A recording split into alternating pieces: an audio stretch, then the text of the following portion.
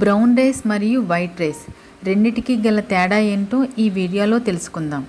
ప్రస్తుత తరుణంలో చాలామంది ఆరోగ్యంగా ఉండడం కోసం అనేక రకాల పద్ధతులను పాటిస్తున్నారు. అందులో భాగంగానే తమ ఆహారపు అలవాట్లను పూర్తిగా మార్చుకుంటున్నారు. ఇక చాలామంది వైట్ రైస్కు బదులుగా బ్రౌన్ రైస్ తినడం అలవాటు చేసుకుంటున్నారు. దీంతో షుగర్, అధిక బరువు తగ్గించుకోవచ్చని చాలామంది భావిస్తున్నారు. అందుకనే చాలామందిలో తమ ఆరోగ్యం పట్ల శ్రద్ధ పెరిగి బ్రౌన్ రైస్ తినేందుకు ఆసక్తి చూపిస్తున్నారు. అయితే మరి అసలు వైట్ రైస్కు బ్రౌన్ రైస్కు మధ్య తేడాలేంటి? ఎందులో ఏ ఏ పోషకాలు ఎక్కువగా ఉంటాయి? ఎవరు ఏ రైస్ తింటే మంచిది అన్న వివరాలను ఇప్పుడు తెలుసుకుందామా? బ్రౌన్ రైస్ అంటే పాలిష్ చేయబడిన బియ్యం. సాధారణంగా మనం తినే వైట్ రైస్ని చాలాసార్లు పాలిష్ చేస్తారు, అందుకే అవి తెల్లగా ఉంటాయి. పాలిష్ చేయబడ్డ బియ్యం త్వరగా ఉడుకుతుంది, త్వరగా జీర్ణమవుతుంది, అందుకనే బియ్యానికి పాలిష్ వేస్తారు. అయితే మరలో ఆడించిన బియ్యానికి కేవలం ఒక్కసారి మాత్రమే పాలిష్ వేయగా వచ్చే బియ్యాన్ని బ్రౌన్ రైస్ అంటారు. ఇవి గోధుమ రంగులో ఉంటాయి.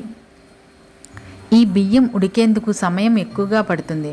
అలాగే మనం ఈ రైస్ను తింటే అది అంత త్వరగా జీర్ణమవ్వదు, ఎందుకంటే బ్రౌన్ రైస్లో ఫైబర్ ఎక్కువగా ఉంటుంది. అందువల్ల ఈ బియ్యంతో వండిన అన్నాన్ని తింటే మనకు కొంచెం అన్నం తిన్నా కడుపు నిండుతుంది. దీనికి తోడు ఈ అన్నం అరిగేందుకు చాలా సమయం పడుతుంది. షుగర్ లెవెల్స్ కూడా అమాంతం పెరగవు. దీంతో డయాబెటీస్ అదుపులో ఉంటుంది. అందుకనే షుగర్ ఉన్నవారు బ్రౌన్ రైస్ తినేందుకు ఆసక్తి చూపిస్తూ ఉంటారు. ఇక పోషకాల విలువల విషయానికి వస్తే బ్రౌన్ రైస్లోనే ఎక్కువ పోషకాలు ఉంటాయి. ఆ వివరాలు ఇప్పుడు తెలుసుకుందాం. థైమిన్ బ్రౌన్ రైస్లో 6% ఉంటే వైట్ రైస్లో 1% ఉంటుంది. నియాసిన్ బ్రౌన్ రైస్లో 8% ఉంటే వైట్ రైస్లో 2% ఉంటుంది. విటమిన్ B6 బ్రౌన్ రైస్లో 7% ఉంటే వైట్ రైస్లో 5% ఉంటుంది. మ్యాంగనీస్ బ్రౌన్ రైస్లో 45% ఉంటే వైట్ రైస్లో 24% ఉంటుంది. మెగ్నీషియం బ్రౌన్ రైస్లో 11% ఉంటే వైట్ రైస్లో 3% ఉంటుంది. ఫాస్ఫరస్ బ్రౌన్ రైస్లో 8% ఉంటే వైట్ రైస్లో 4% ఉంటుంది. ఐరన్ బ్రౌన్ రైస్లో 2% ఉంటే వైట్ రైస్లో 1% ఉంటుంది.